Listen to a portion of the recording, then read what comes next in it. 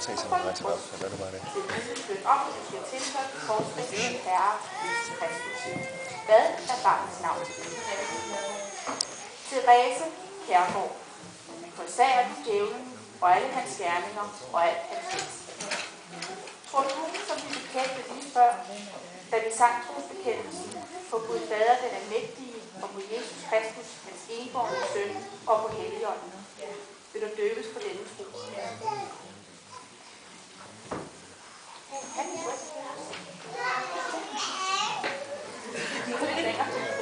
Therese Kjærgaard, ja. Døber dig, fader, ja. Og sønens, ja. Og Helligåndens navn, amen. Det betyder da ikke væk dernede. Nej. Så er det. Luca. Kom her. Ja.